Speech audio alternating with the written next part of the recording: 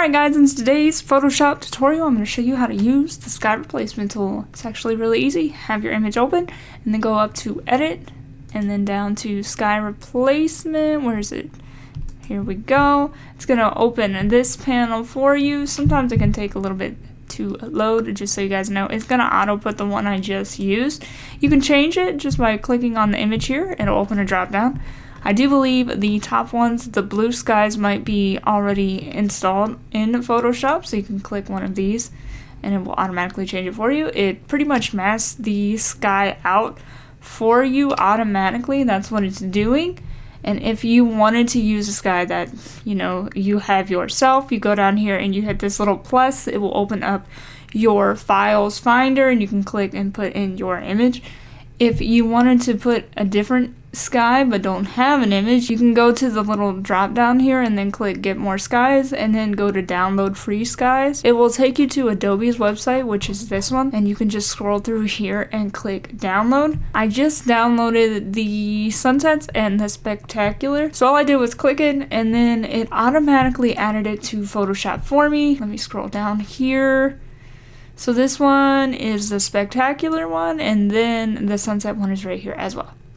So let's just pick a random one. Let's say this, or maybe this. Yeah, that one's good. And then we're gonna go ahead and close this menu. I think I can just click off of it.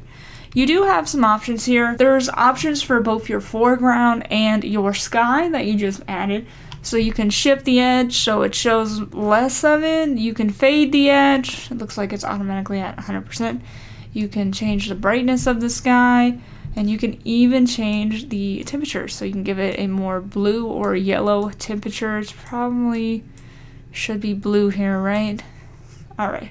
You can even flip the sky horizontally, like so. You can scale it. Pretty much means it's just going to be more zoomed in or a little less. Whoa, that's way too less. Alright, the foreground adjustments, there's not many of them. You can change the lighting mode from multiply or screen. I usually just see how it looks. Honestly, that's what I do.